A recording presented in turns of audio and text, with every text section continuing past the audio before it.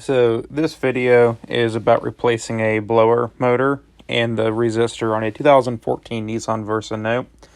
Unfortunately, I don't actually have a video of this. I'm just going to show you some photos that I took during the job. This was a prior job that I did, and at the time I didn't think to record it, but I did snap some photos on my cell phone. So I'm just going to narrate the slideshow, hopefully just the basic general concepts. If you're researching how to do this job, that you may find some things interesting from this video. I'm going to keep it real short. Like I said, it's a 2014 Nissan Versa Note. The blower failed at 95,000 miles and around 8 years old. I don't know the exact years, but from what I've seen, it looks like this is the exact same process for like 2013 and up. It's a terrible design. This is one of the worst automotive repairs I've ever done in my life. I don't know why they designed it so stupidly, but they did.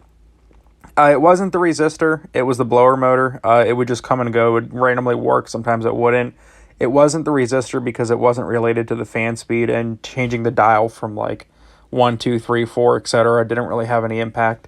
So I didn't actually probably need to replace the resistor, but because that's also a pain to replace, but it's easy to get to when you have all these parts taken out for the blower motor, I just figured I would just do both at the same time. I spent about $60 on rockauto.com.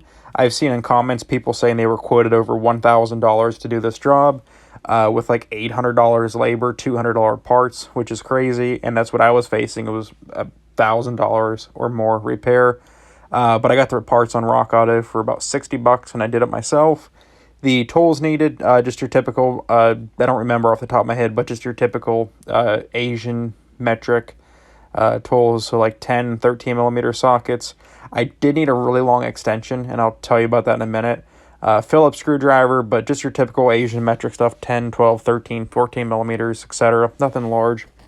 So first of all, if you're looking at the driver's seat sitting in the driveway, I took that out. It's not required to do that. However, I decided to do that because of my body size and stature. It's kind of a pain and a real hassle to lay in the floor well and work up underneath the dashboard. So I just decided it would just be easier just to take the seat out. It's only like 4 bolts and like 2 wiring harness connectors. And if I took out the driver's seat, then I could literally lay in the floor well with my back feet and my legs in the rear of the car at the rear seat, and I can put my torso and my arms in the driver's seat area with it removed. And it was just so much more comfortable. I recommend doing it. However, because there is sensors for the airbags, disconnect your battery first. That way you don't set any check engine light or any codes in the car's computer for having airbag stuff messed with. So I took the battery off. I disconnected the battery terminals first and then removed the seat. So what you're looking at here is the seat removed, access gained. I just had to take off the plastic dash cover here, and you'll notice that there's some wiring harnesses had to undo for the different controls in the vehicle. Here's the hood latch and the fuel latch, OBD2 port stuff.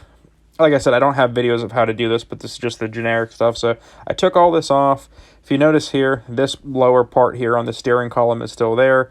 If you turn your steering wheel left and right, you'll see Phillips screws up top there to remove that. So I did that. You'll also see this bracket right here that's going across between these two like C-shaped things. We're going to remove that also. So this is with that the bottom of the steering column removed, which gains access to easily remove this C-shaped right here metal piece. And what that allows you to do is get the gas and brake pedal out much easier, and also free up some working room. So I took off the bracket covering that. This has bolts in the back, and this is that piece I'm talking about. To remove it, to get to a bolt that's like in the back here, the only way you're going to be able to do it is you got to have a really long extension, and I'm talking like 12, 14-ish inches of extension. So what I did was I just took a 3/8" drive ratchet, and I threw on like 2 6-inch extensions, and I think like another like 3-inch extension or something. It's pretty far back there, but I was able to get it and remove this. And then with that removed, I was able to get to the pedals, and here are the pressure switches. They're little electrical switches for taking off the brake and gas pedal. What's really important to notice is keep track or take a photo of how many of these little plastic teeth are sticking out extended, because this is basically a little pressure switch. And when you twist and turn to remove these, if you thread it too far in or too far out, it can mess with the car, basically telling how hard you're pushing down the brake and gas pedal. So put these back to what they were at the factory. So keep track of these teeth count. And then you'll also have to remove this steering shaft. Some people said you didn't have to, but you had to kind of fight with it. I just figured I'm just going to remove it. So I marked it with a Sharpie to line this up, because this piece here connects your steering wheel inside the car with like the actual steering system underneath the car. And if it's not lined up correctly, what can happen is your steering wheel won't track accurately. So you want everything lined back up. So I just used a Sharpie just to mark it. And then I removed that. A couple bolts, and I actually had to use a hammer because it was on there super stiff. And if you notice, there's teeth on it, kind of like a gear, so it does matter how you line it up. Like I said, make sure you line it back up the way that it was before, so you don't have any issues with your steering impacted. And then with that couple bolts, I removed the gas pedal and the brake pedal. Such a terrible design, but the blower motor is literally way up underneath the dash, basically behind like where you see your speedometer and tachometer. It's way up there.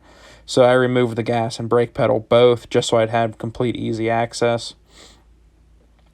So there it is with that out. And like I said, if you look closer now, just random tools laying there. It's all taken apart. C-shaped brackets removed, brake and gas pedal are removed, and with that, it allowed me to get access to the blower motor, which you kind of go down through here. The resistor is up in this area, and the actual blower motor is way up there. So like I said, just got it from Rock Auto. It was like $40, new and old one there. Same thing, I got a new resistor. That was like $10-15. So this is the blower motor installed up in the car. It's way up there. It's, I think, 2 Phillips screws and electrical connector. But I got it replaced. And you just had to put everything back together. And like I said, this is where marking that steering shaft with the Sharpie came into handy to make sure everything was lined up again perfectly. It helps if you have somebody else that can hold the steering wheel while you put this back together, because with this disconnected, the actual steering wheel itself will spin super easy left and right. There's like no resistance to it.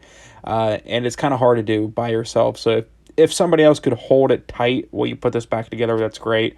If not, you can make it work. It just might be a little bit frustrating. And again, like I said, this is where it comes in handy to mark things with the Sharpie. So just makes it easier. Like I said, one of the worst jobs I've ever done. All in all, this took me... I sometimes go a little bit slow and double and triple check things when I work on automotive stuff, so it was like a 5-hour job for me. But if you really buckle down and just blaze through it and weren't like me and take photos, probably a 3.5-hour job. But yeah, terrible design, Nissan.